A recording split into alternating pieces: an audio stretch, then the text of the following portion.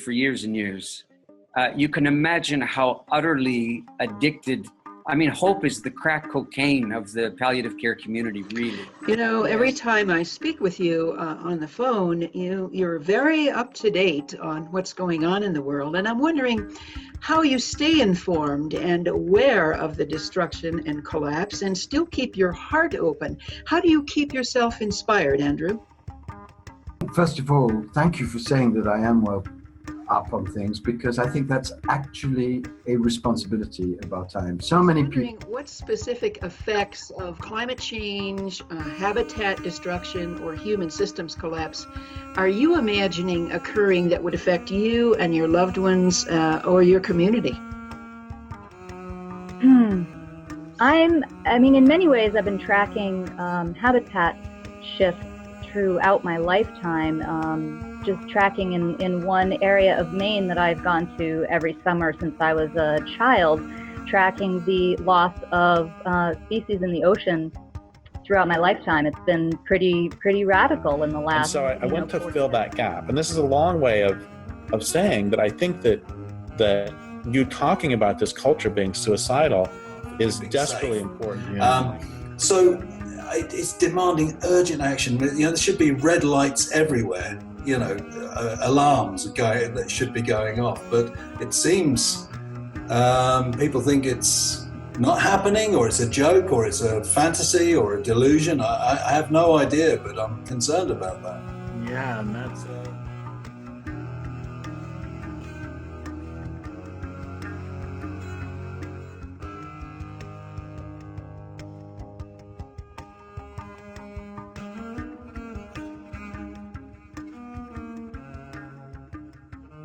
And of course, today in this interview, we're speaking with Derrick Jensen.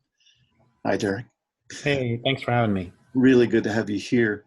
For those, there can't be many people on this involved with this symposium that don't know your name and your extensive body of work and your endless contributions to solo conversations, panel conversations about how to relate in a better way with Earth and with life itself.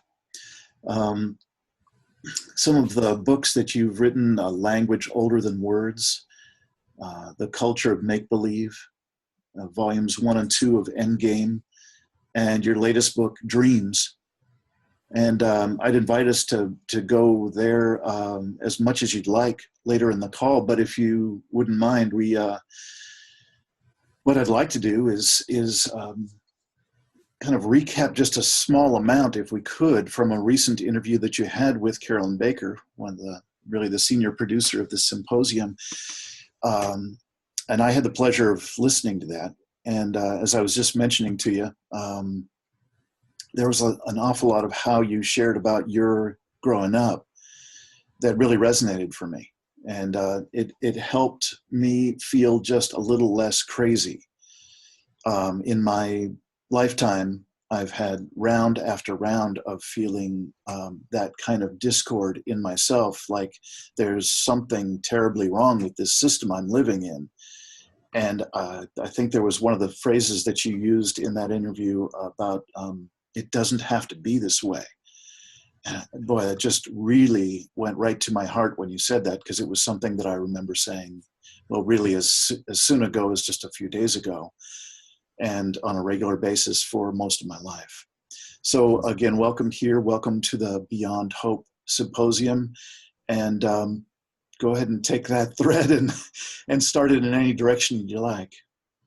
Well, thank you for all that. And I mean, there are a bunch of directions to take it, and which, give me more direction on which direction you want me to go to start. Yeah. Well, there is so much of what you truck in on a very regular basis that I think would get to after a number of layers, diving in further and further with others. One of them is the realization that we are in a virtually suicidal culture, just the manifestation of human beings on the planet is showing itself to be, again, basically suicidal. And one of the things that we're hoping that a person like yourself, who's been around this conversation a long time, is that you could share something about how that lands on your heart. How do you get out of bed each day and, you know, have the level of awareness you have and stay connected, stay inspired? That would be a great place to start. Okay, great. Well, I think, you know, one of the things that's really in my life, and, you know, that this goes back further than a conversation I had with Jeanette Armstrong back in the mid-90s. I was talking to my friend, the Okanagan writer and activist Jeanette Armstrong, and we were talking about this. Some other writer had written an essay attacking Jerry Mander's book, In the Absence of the Sacred. And I asked her what she thought about that. And she said, if he didn't like it, he should have written his own damn book. And it's really affected my life and my career really deeply. And but it goes back further than that. I think there was just something right about the way I was taught when I was a kid, that if there's a problem, instead of just complaining about it, you fix it. And one of the problems that I saw in the early 90s was that there was a big hole in discourse.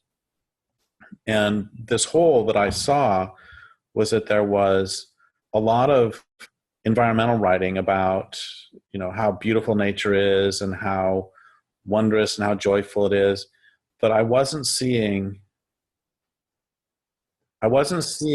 very much nature writing, with perhaps the exception of Ed Abbey, with certainly the exception of Edward Abbey, that was really angry. And that, you know, years ago, probably 1997, I was at a conference, and this woman came up to me after my talk, and she said that sometimes she feels like the only things that keep her going are rage and sorrow. And of course she loved the land too, but there are so many grassroots activists I know who feel very similar things, that there is this tremendous just rage at what's going on, tremendous sorrow. But I didn't see that reflected in the mainstream sort of environmental news or analysis. And I mean, I can't tell you how many times over the years where I have had editors say to me, so we want you to write about the apocalypse, but make sure you end on a happy note. And that's really fundamentally false. And so part of the gap I saw in discourse was that there weren't, you know, there were African American writers who were very angry, and there were lesbian writers who were very angry, and there were American Indian writers who were very angry. But I didn't see environmental writers who were angry. Once again, I saw it on the individual level, but we didn't talk about it in public. So that was part of it. And then another hole I saw in discourse is I didn't see anybody talking about this culture's death urge, anybody in the environmental movement, which is just incredible.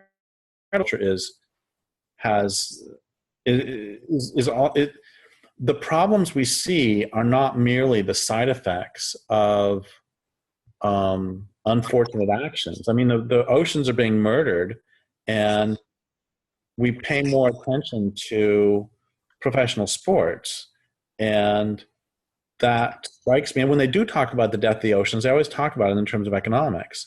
But it seemed very clear to me that there was something else going on. And we see this with other fields, just not about environmental writing. I mean, there's Mary Daly wrote about patriarchy being necrophiliac, and Eric Fromm in The Anatomy of Human Destructiveness and elsewhere talked about this culture being necrophiliac. And Lewis Mumford talked about this culture moving toward, cities becoming necropolises. And I saw that there, but I didn't see it in the environmental community. I didn't. And so I went to fill that gap. And this is a long way of saying that I think that you talking about this culture being suicidal is desperately important. And I think it's like a doctor friend of mine says that the first step toward cure is proper diagnosis. Right. And if you think that the problems are just that, there are unfortunate side effects when you do some industrial process, that's a fine analysis to have, but it also doesn't go to the heart of it. I mean, it doesn't get to the heart of, on a personal level, why abusers perpetrate the abuse, and on a larger scale, why this abuse is taking place on the land.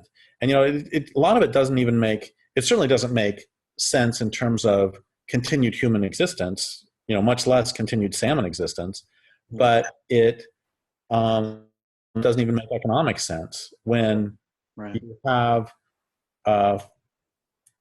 timber sales in the national forest system that actually lose money, where they're actually paying to deforest, or when you get the commercial fishing fleets of the ocean are subsidized to a value greater than the entire catch. We'd all be better off if they were just paid the same subsidy and they just stayed at home. It's like, it's nuts. And so how do I deal with this? How do I get up every day? And part of it is that, there are a bunch of reasons that I get up and keep working. And one of them is that if I start to feel sorry for myself, that, it's so painful to pay attention to this, I can feel myself for about 5 seconds. And then I think, I could actually be a shellfish in the ocean and not being able to make a shell because of acidification. I could be a migratory songbird going home and finding that home has been destroyed. I could be a woman who is trafficked. I could be a man or woman or child who is working in a coal mine in China. It's like, poor me, I feel the pain. It's like, that's trivial. I can take a day off and the others can't. And so that's one of the things that keeps me going. And another thing that keeps me going is, I realized a long time ago that so many of us spend so much time trying to avoid recognizing how bad things are. And I realized that it's not so much the sorrow or even the pain that hurts as it is our resistance to it. And a feeling is just a feeling. I mean, and there's this idea that if you recognize how bad things are, you have to go around being miserable all the time. But that's not true at all. And the truth is that I'm a complex enough being that I can hold in my heart the understanding that we're really fucked and that life is really, really good. Yes. I mean, you can't just, we're allowed to feel more than one thing at a time. So I feel great sorrow, and also I feel, great joy, and I love what I'm doing. I'm having, I love writing and I love working on these issues, and I also do it because it's the right thing to do. Yeah. And besides with what is at stake, with the world being at stake, there is, if there is a 1/1000th of 1% chance that all the work I do or all the work I do is going to make any difference whatsoever, we have to do it. Yeah. And another part of it is that another conversation I had with Jeanette Armstrong years and years ago is back in the 90s, I'd been an activist for 5-6 years, and I was undergoing this collapse where I would just start crying all the time at the death of the salmon, at bull trout, at whomever. And a lot of my activist friends were saying, hey, Derrick, just take some time off. The problems to be there when you come back. And I knew that wasn't what I needed to do. I knew that if you're not going to cry about the death of the salmon, what are you going to cry about? And then, if I could just pause you there, because I think that there's a remarkable overlap in what you've just been talking about. I couldn't agree with you more that this isn't about not feeling this. It's definitely not about resisting that those negative emotions, which is the cultural trend. We're so grief phobic in our world and death phobic in our world. Right. I think what you were just laying out is your mapping of something that I believe that Carolyn, her books go layer by layer through this territory of fully expressing our grief, fully sharing our grief with others, and that there is only in our pinched down culture is there any kind of an attraction to trying to either grieve alone or never grieve at all. And so what you're describing, I think, would be a familiar territory. If Carolyn were here in this conversation, I think it's very much the ground that she walks. You know, she's offering particular types of grief work for people to do together. And ideally to be able to do that together in motion, with sound, with full participation, with all full aliveness in the midst of that which is usually considered so horrid and to be avoided. So I think there's again, a kind of a kinship that I'm sensing in what you're saying, a kinship between Carolyn and her orientation, what you're describing, and where, you know, what's brought you to here, and how you survive day to day, how you thrive day to day. And certainly, you know, again, I feel really connected with what you're saying.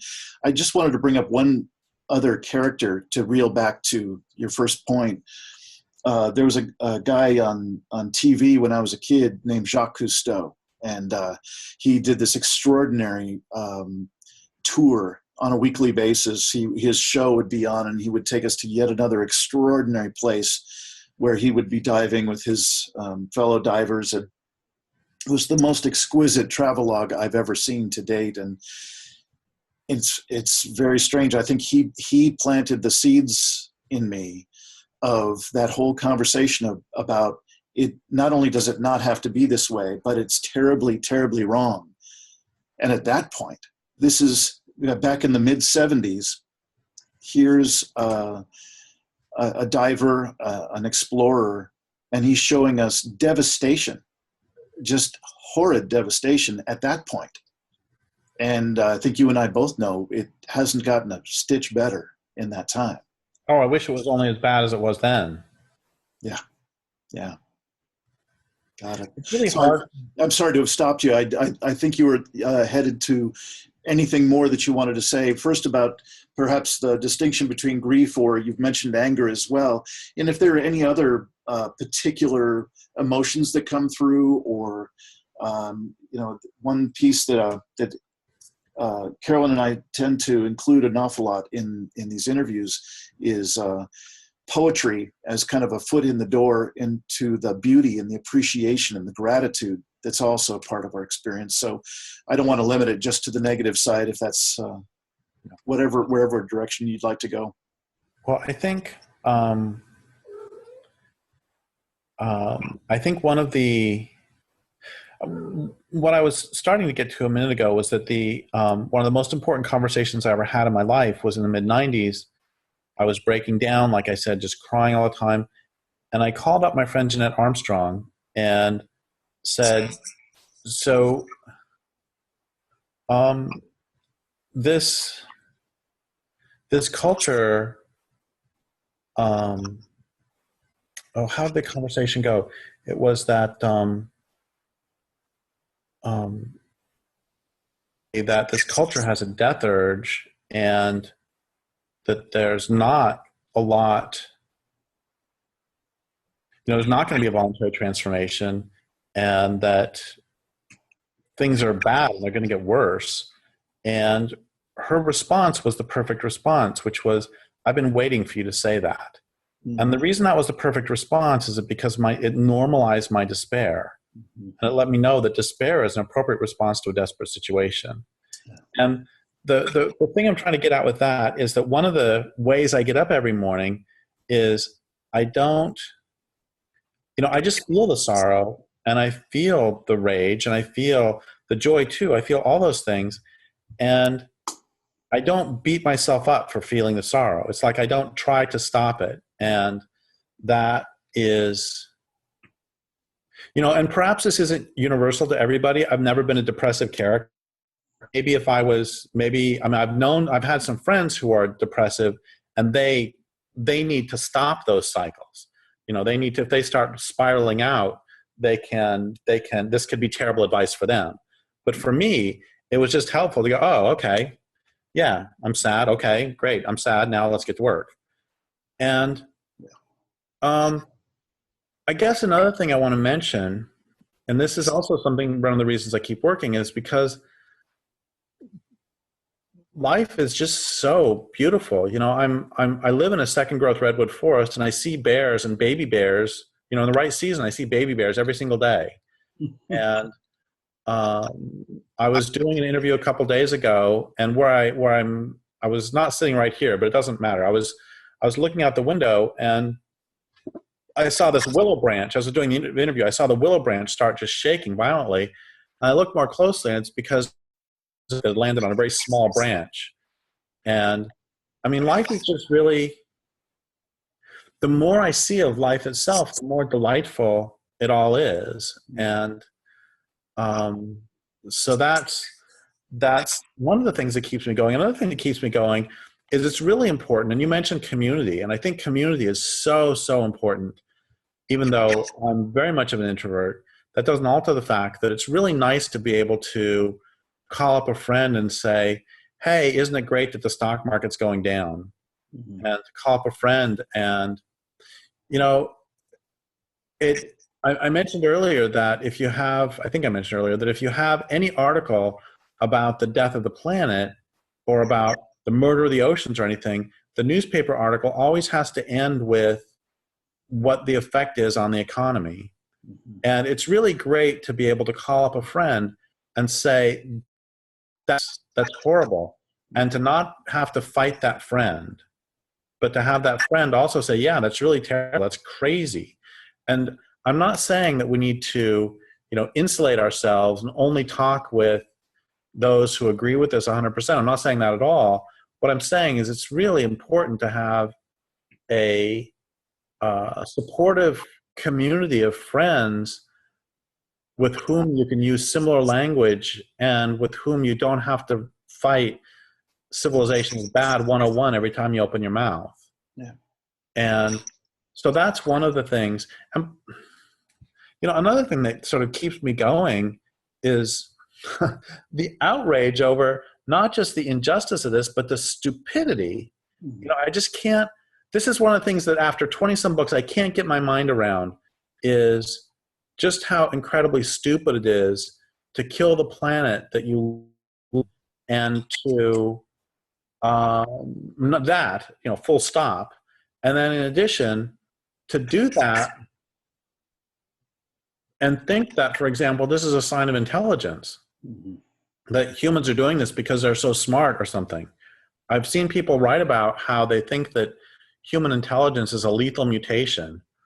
And first off, I don't see us as particularly smarter than anybody else. I mean, I don't think we are smarter than trees or bears or forests. In fact, I think that many of them are, well, here's the thing, is it depends on what your definition of intelligence is. If your definition of intelligence is the ability to make iPads, then obviously under that definition, humans are pretty smart.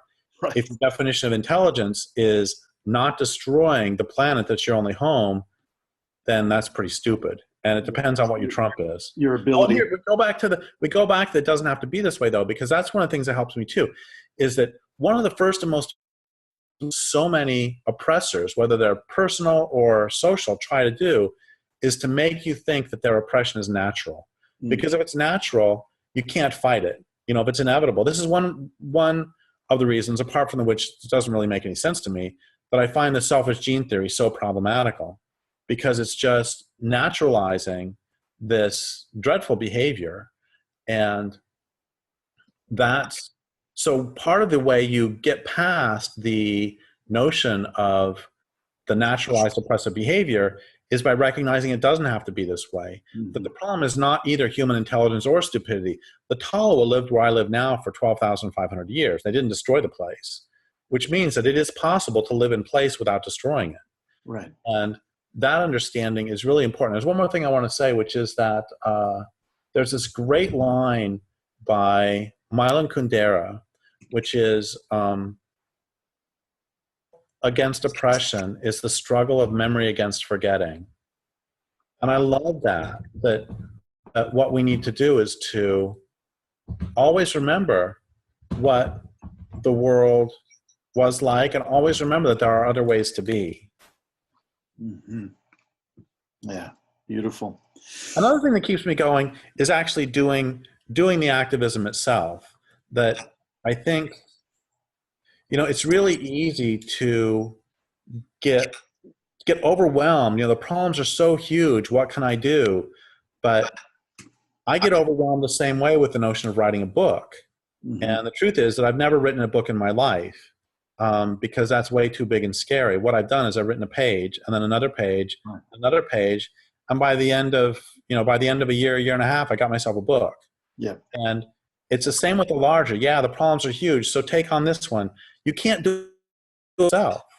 You can do your part with this series and whatever other work you do, and I can do my work, and then we all need to do more, of course. But this is true on a personal level too. You can have some injury, and if there is anything you can do about the injury, then actually doing the physical therapy or something not only helps you recover, but it helps you get past the sorrow and depression of having the injury. Right. So, Derrick, I kind of apologize in advance for this question because it usually fits a whole lot better at the very beginning. It's a total direction shift, but something tells me you handle direction shifts just fine. One of the kind of foundation questions that is a part of what I'm calling a informed inquiry, kind of an inquiry process I put myself through last year when I was trying to vet abrupt climate change information for myself. I had gotten a big wall of that kind of information. Then it was more extreme and it was more accelerated a timeline than I had ever heard before for the particular pieces. And I'm just curious, given the sources that you're in touch with and the information that crosses your screen, could you give us a sense of what sort of effects you think are coming fastest and what kind of timeline they are on? And these would be the kind of impacts that would affect habitat of all kinds at a really large level. I think we're at a ridiculously long, slow progression, could be seen that way when you compare it to the projections of abrupt climate change. I'm just curious what your timelines are that you're seeing and for what. Well, what I'm seeing is that everybody's going away. And, I live in second growth redwood forest, and, there's no chemicals here, and it's 40 acres. So it's a lot of land. Mm-hmm. And nonetheless, I have seen collapses of populations of creatures whose range should be far less than 40 acres. Mm-hmm. I've seen collapses of daddy longlegs, harvestmen, the spiders. No, not spiders, the legs. I've seen collapses of sow bug populations, local collapses of frog populations who don't move away, dramatic collapses of dragonfly populations. And I can understand easily how migratory songbird populations would collapse. I don't even know how migratory songbird populations are maintaining in the slightest, because they have to have every link in the chain still there. Mm-hmm. But when you have a creature whose total range might be 100 square yards or less for a sow bug, mm-hmm. I don't know what's going on. Yeah. Pollinators, of course, have collapsed too. And so I'm seeing butterflies. There's a small blue butterfly that I used to see in the spring, late spring and early summer. I would see, this is within 15 years. I would see hundreds of these little blue butterflies. I see maybe 1 or 2 per summer now. And I'm seeing this with everything. We all know about the starfish collapse, and we know about the ocean acidification. And, here's the thing is I'll tell you 2 things that do give me some optimism. Okay. One of them is that out of more than 450 dead zones in the ocean, there has been precisely 1 that has recovered. And the one that recovered is in the Black Sea, was in the Black Sea, and it recovered because the Soviet Union collapsed, and that made agriculture along that portion of the Black Sea economically viable. And it's only been 20-some years, 25 years, and that dead zone has recovered enough that they now have a commercial fishery there. And so I think,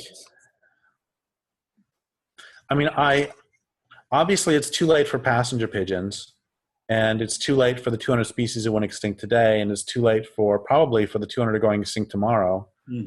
But I actually have some amount of optimism that if civilization were to somehow disappear tomorrow, that the forests and prairies would start sequestering carbon pretty quickly, that it might stop runaway global warming. Things have changed, but I retain some level of optimism that if the primary were magically stopped, which I don't have much optimism for that, but if the primary harm were stopped, life so wants to live that I think we would see. Chernobyl, oddly enough, gives me some optimism, because even though the creatures there are irradiated, they're there.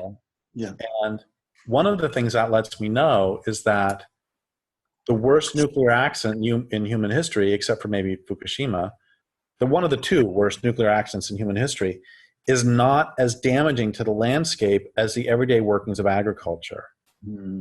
And so if the damage were to somehow stop, then I still think that the world could be more or less okay. I don't think it would be the end of the age of mammals even, and the end of the age of vertebrates. But I think if it continues very much longer, it will be. Michael Soule, 15, 20 years ago, was already saying that we had reached the end of vertebrate evolution.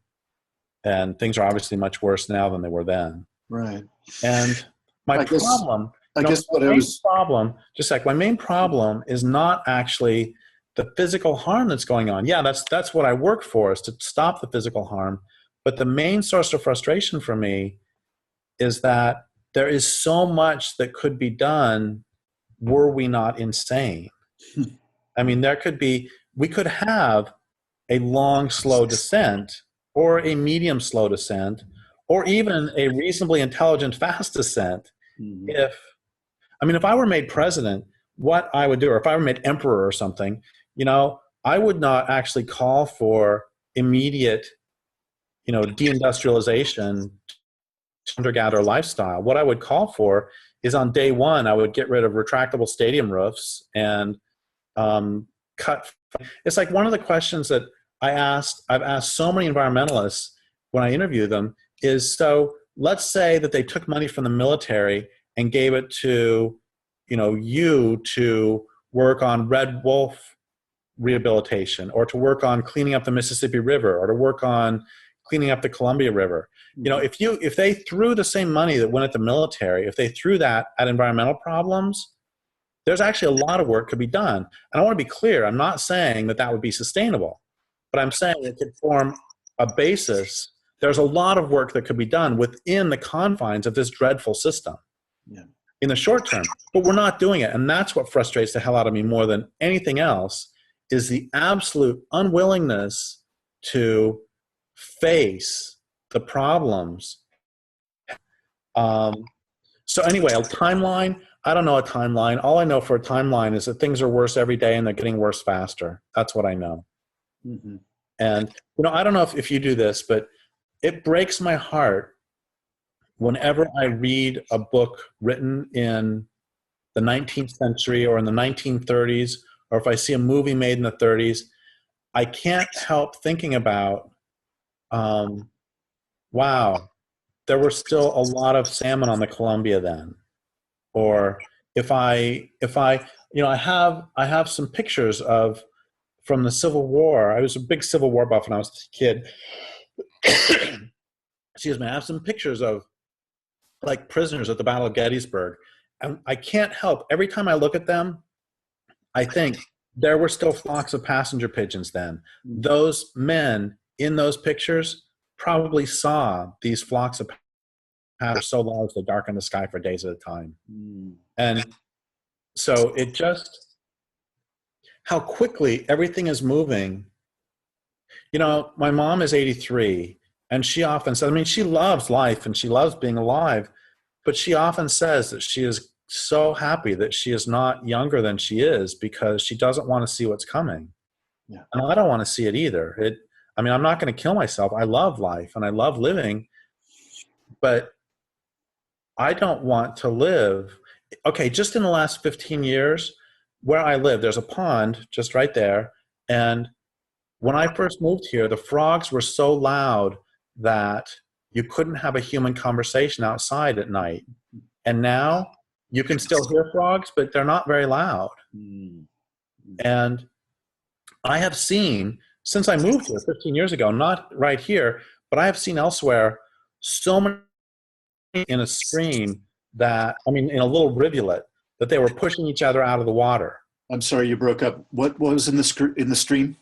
So many tadpoles in a rivulet that the tadpoles literally didn't fit. They were pushing each other out of the water because there's so many. And I remember when I was about seven or eight, or no, I was a little bit older, 8 or 9, whatever. I was in that age, and a friend of mine and I took a long walk through all these meadows, and we ended up on this farmer's land somehow. And he had, how a lot of times farmers will have their own private dump. So he threw all this junk into a pond, and it was a tremendously polluted little pond back in the 60s, but the thing was still filled with frogs. And that's how resilient they were at the time. But I have no doubt that pond is now empty. It's just, so I don't have a timeline. I can't say a timeline. I can't, because I don't know. I just know it's fast. And every time there's a new prediction on global warming, it is much more dire than the prediction before. Yep. You know all that. Yep. And that's what I know. Okay. And I also know, here's another thing I know, that if you have 60 million bison and then 40 million and then 20 million, eventually you're going to get down to 23. And if you have uncountable salmon and then you can count them and then you keep going down, eventually you're going to get to nothing. I can do simple math. Yeah. And I know that 1 minus 1 equals 0, and that's the planet. Yeah. So I'm curious if, in the name of that first question or two that I asked you about, how do you stay inspired? How do you stay connected? I wonder if you were to write something in the next day or so to some number of those species you just rattled off, a half dozen or more species that you've seen impacted in your lifetime, not too long ago, maybe yesterday. And I'm curious if you have any specific feelings that you could express to them in the name of that kind of appreciation of life and beauty that you mentioned before. I would say to them, this culture's not going to last much longer. Just hang on a little bit longer and the nightmare will be over.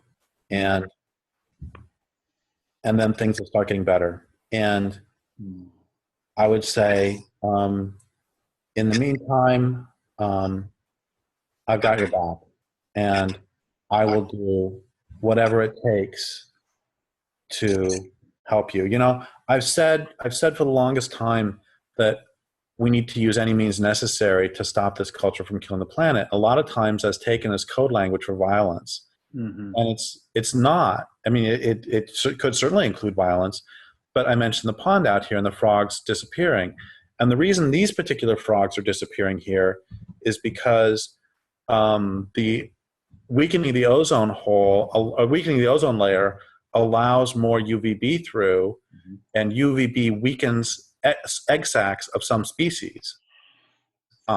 And so what I was finding is that at first I noticed that the frogs were disappearing, and then in this pond, and then I noticed that the egg sacs were filled with this white fuzzy stuff.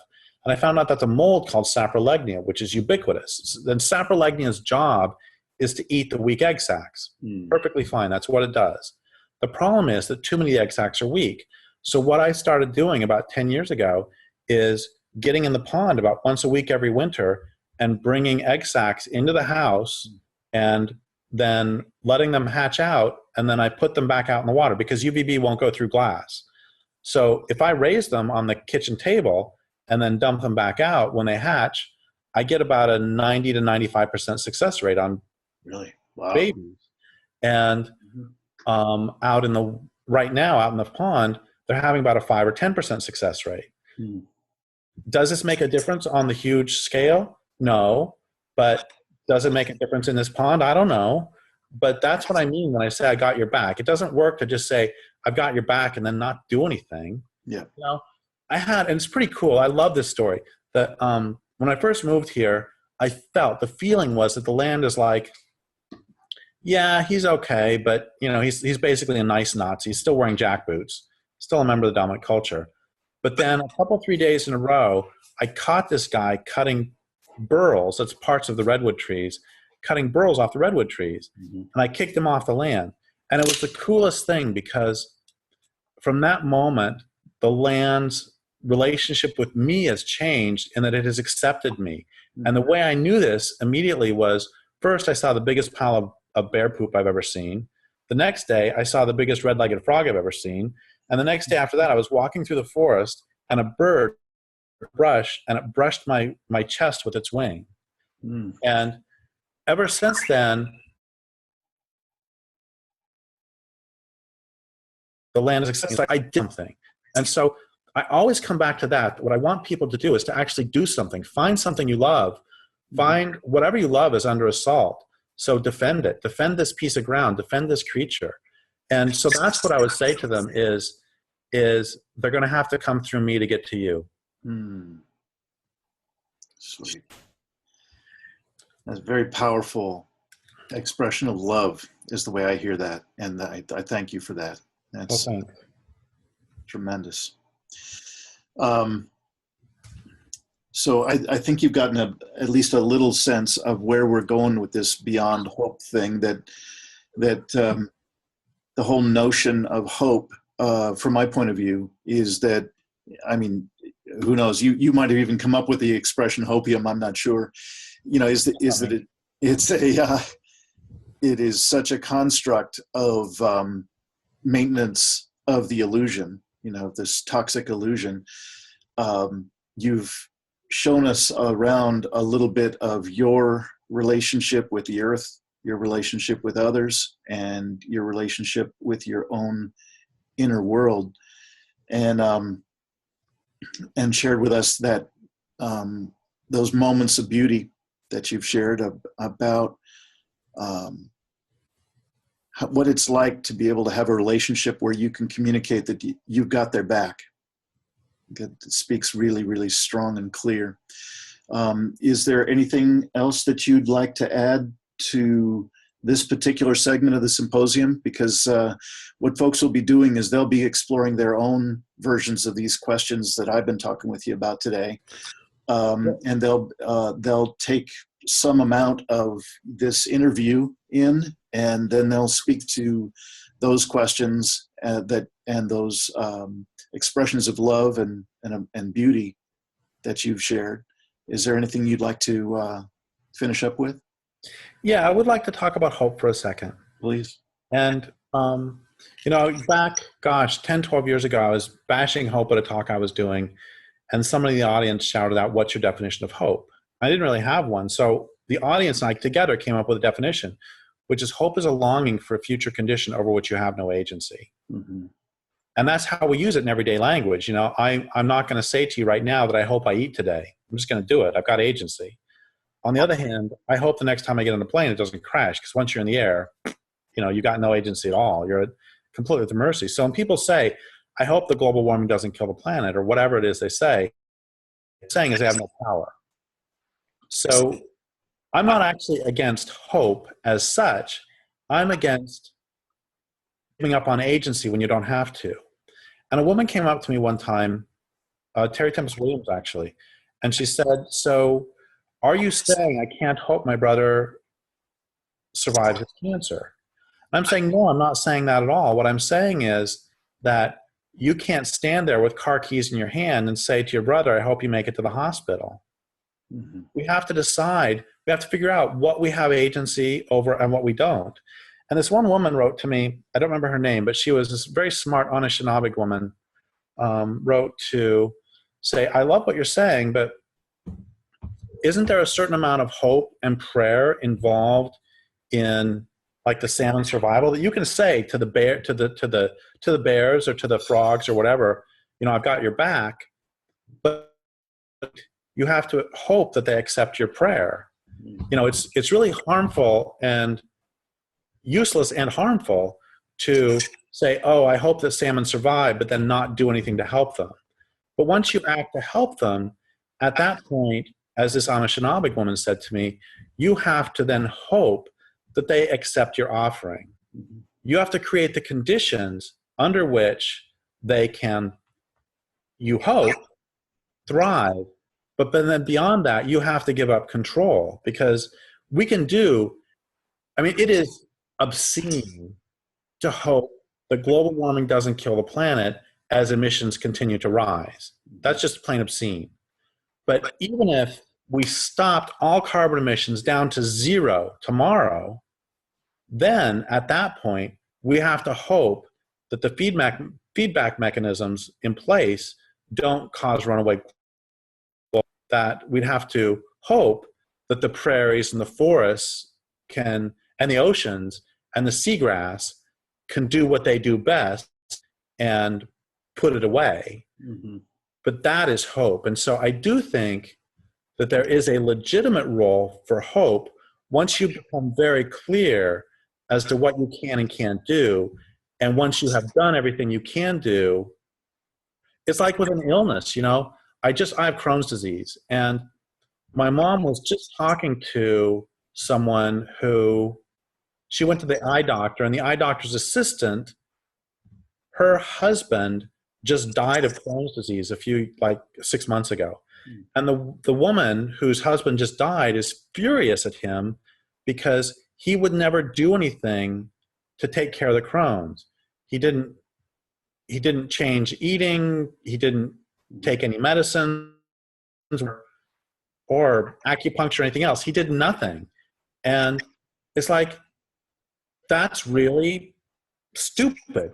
It's like, you do something, you have a disease, now do something with it. And it's the same on a larger scale. Once you have the disease, and once you've done everything you can, the disease can still kill you, maybe, but you do everything you can. There's this great line, so cliche, this great line from my my college locker room was, luck is where preparation meets opportunity.